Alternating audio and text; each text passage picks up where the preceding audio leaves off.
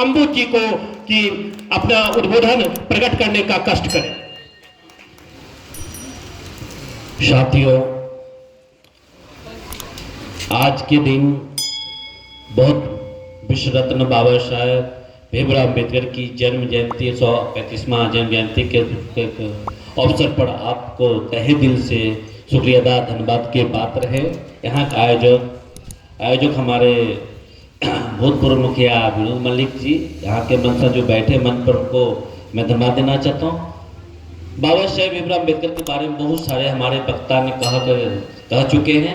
मैं उस विषय विषांतर पर नहीं जाना चाहता हूँ, कुछ बातें महत्वपूर्ण रखना चाहता हूँ ताकि हमारे माता बहनें भाई लोग बैठे हुए हैं ताकि उस बात पर अमल कर सकें। मैं बता रहा हूँ, हमारी जन्म और मृत्यु का बीच का एक आधार है। जन्म हुआ मृत्यु तय है, तो बाबा साहेब का भी जन्म हुआ, उनकी भी मृत्यु तय थी। एक समय सीमा फिक्स हुआ करती थी। इसका मतलब है बाबा साहेब 1891 में उनकी जन्म होती है और 6 दिसंबर 1956 में उनकी मृत्यु होती है। ये दोनों के बीच के मिड पॉइंट में उन्होंने क्या संघर्ष किया हम लोगों के लिए, क्या हम अपना योगदान समाज के लिए दिया। और आज हम जो बक रहे हैं, जो बात रख रहे हैं, जो भी वक्ता बक रहे हैं, वो हमारा देन नहीं, आपका देन नहीं है, डॉक्टर बी.आर. अम्बेडकर का दिया हुआ ये आवाज निकल रही है। अगर आवाज संविधान नहीं होते, आज हमारी आवाज भी आपके कान तक नहीं पहुंचता। इसका मतलब संघर्ष कर रहे थे बाबा साहब अम्बेडकर। विश्व पैमाना पे इतने बड़े विद्वान रहने के बावजूद भी उनको इतना बड़ा संघर्ष करना पड़ा। और हमारे पूरे भारत में कितने विद्वान हैं जो आज संघर्ष के आदि हैं, संघर्ष करते आ रहे हैं। इसका मतलब हम असफल हो चुके हैं। लायक और नालायक में दो ही बात आती है। बाबा साहब को एक दर्द था, समाज का दर्द था कि हम लायक बने हैं। जो दुख उन्होंने कहा, पीड़ा, वो अपनी माँ से कहती थी। माँ, मैं जिस विद्यालय में पढ़ने जाता था उस विद्यालय के गेट के बाहर बैठना पड़ता था, और जब मैं पानी पीने के लिए चाहत होती थी तो पानी पीने के लिए था, जब मैं गिलास लेता था तो ब्राह्मण ने पानी पीने से मना करता था। बच्चा रोते हुए माँ के पास जाता था, माँ को कहता था, माँ मुझे आज भी स्कूल विद्यालय में पानी पीने नहीं दिया। बच्चा माँ को रो रो कर कह रहे थे। और बाबा तो माँ उसकी क्या कहती है, माँ में वो ताकत होती है। माँ उसे क्या कहती है, बेटा बी.आर. अम्बेडकर, तुझे जो पानी पीने नहीं दिया है तो दुनिया को पानी पिलाने वाला होगा। आज दुनिया में देखे, जब तक बाबा साहब जिंदा थे तब तक ब्राह्मणों का कोई अस्तित्व नहीं था। जब बाबा साहब चले गए, आज मनुवादी की स्थिति जैसी की तैसी अब परेशान पड़ रहे हैं। इसीलिए एक अम्बेडकर के पीछे हजारों ब्राह्मणों, हजारों पार्टियां परेशान है। अगर 100 अम्बेडकर पैदा अगर हो जाए बी.आर. अम्बेडकर जैसा, तो ब्राह्मणों की स्थिति आपको एग्जाम्पल के तौर पर बताना चाहता हूँ। साउथ में ऐसी क्या मजबूरी हो गई है, प्रत्येक पार्टी, चाहे कांग्रेस हो, बीजेपी हो, जितने भी पार्टियां, एक भी ब्राह्मणों को टिकट नहीं दिया। ऐसा हाल पूरे भारत में होगा। इसका मतलब हमारे समाज में जनजागृति आ चुकी है, जनजाति संगठित हो चुकी है। वही हाल पूरे भारत में होगा और आपको करना होगा हर हाल में। नहीं करोगे तो मौत के मुंह में जाओगे। उसके लिए मैं एग्जाम्पल के तौर पर पेश करना चाहता हूँ समझने के लिए। एक रोड है, सड़क है, जा रही है, इस सड़क से गाड़ी जाती है, अरे कुत्ता इस रास्ते से जाती है, कुत्ता निर्णय लेने में गलती करती है तो चापा पड़ जाता है। अगर हमारा समाज उस निर्णय लेने में गलती करता है, मनुवादी को वोट देता है और चोट नहीं देता है, तो हमारा आपका हश्र वही होगा। इसलिए कुत्ते की मौत मुझे नहीं मरना है, शेरों की मौत मरना होगा, शेरों की तरह लड़ना होगा, तब जंगबाजी आप जीत सकते हो। इसलिए मैं कुछ बात महत्वपूर्ण बता रहा हूँ इतिहास के संदर्भ में। आजादी के 56 साल बीतने के बाद भारत में कार्यपालिका, न्यायपालिका, मीडिया, विधायिका पर ब्राह्मणों का पूरी तरह से कब्जा हो गया। कब्जा होने के कारण जो हमारा मौलिक अधिकार था, आज मौलिक अधिकार का भी हनन होने जा रहा है। इसका मतलब 2 सितंबर 1946 का भारत में बगैर चुनाव का पंडित नेहरू भारत का प्रधानमंत्री बन चुका था।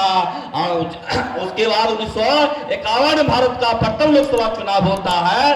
उसके बाद इसका मतलब क्या हुआ, गैर संवैधानिक तरीके से पंडित नेहरू ने कब्जा भारत पर किया। और 1951 जब चुनाव होती भारत के लोकसभा में 60% ब्राह्मणों को कब्जा करवाया पूरे भारत में, चाहे वो कार्यपालिका हो, चाहे न्यायपालिका हो, चाहे मीडिया हो, विधायिका है। आज उसी कब्जा के वजह से हम नालायक हो चुके हैं। तो लायक बनने के लिए ब्रह्म व्यवस्था को जड़ से उखाड़ना होगा। इसलिए लोग, हमारे लोग कहते हैं बाबा साहब के 3 ही मंत्र है, शिक्षित बनो, संगठित हो, संघर्ष करो। अरे कहते कहते थक गए, मैं कितना जनरेशन चला गया लेकिन ये दिखने को नहीं मिला। अब दर्पण पर जब देखोगे स्पष्ट चेहरा दिखता है। अंबेडकरवादी और ब्राह्मणवादी कौन लोग है स्पष्ट पर्दे पर दिखता है। इसलिए ब्राह्मणों ने हजारों साल से हमारे मानसिक रूप से शॉर्ट बियर को चेंज कर चुका है। हमको शॉर्ट बियर को डिलीट करना होगा, तब बाबा साहब अम्बेडकरवादी फुले साहू विचारधारा को स्थापित करना होगा, तब जाकर हम सफल हो सकते हैं। इसलिए हर घर में संविधान क्यों नहीं होता, ये नरेंद्र मोदी कहता है 1 नेशन 1 मिशन। अरे कौन सा 1 मिशन नेशन की बात करो, पूरे भारत में 1 एजुकेशन 1 इलेक्शन करके दिखाओ, देखते तुमने कितना ताकत है। वो करना नहीं चाहेगा। एक मनुस्मृति संविधान चालू था पहले, अब नया संविधान लाया है मनुस्मृति रूप में, वो ईवीएम मशीन है। ईवीएम मशीन से आपका सही प्रतिनिधि, जो वास्तविक प्रतिनिधि होता है, आप सच्चे चुनकर नहीं जा सकते हो। इसीलिए पूरे देश पर एक तरफा जो ब्राह्मणों का कब्जा है, ईवीएम मशीन से जायज नहीं नाजायज औलाद कब्जा किए हुए पूरे भारत पर, यह समस्या का मूल जड़ है। इसीलिए आपको जानकारी होनी चाहिए।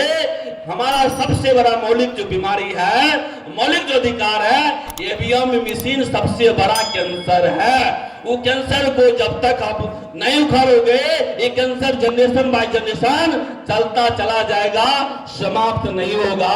इसके लिए मैं आपको स्पष्ट शब्दों में कहना चाहता हूं, हमारे देश में जो लोकतांत्रिक तरीका है, वास्तविक लोकतंत्र नहीं है, नलायकी लोकतंत्र है। नलायकी लोकतंत्र कहते हैं, ब्राह्मणवादी लोकतंत्र को नलायक लोकतंत्र कहते हैं। इसलिए बाबा साहब ने कहा, मैं कितना अच्छा संविधान दे दूं, उस पर बैठे हुए लोग अच्छे विचारवान नहीं हो सकते। मैं नहीं कर रहा हूं, बाबा साहब ने, उससे पहले अंग्रेज भी कहे 1775 उन्होंने कहा, अंग्रेज ने कहा ब्राह्मणों का चलित न्यायिक होता ही नहीं है। क्या वर्तमान में ऐसा दिखने को मिलेगा?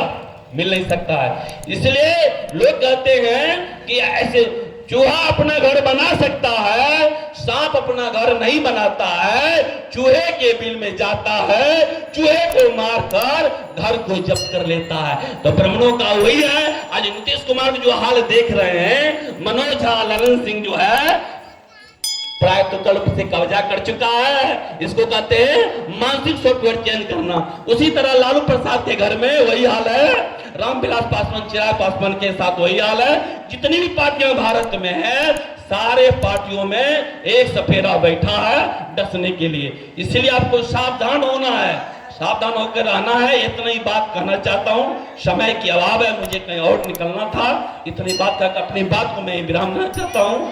जय भीम, जय भारत, जय संविधान, नमो बुद्धा, जय भीम।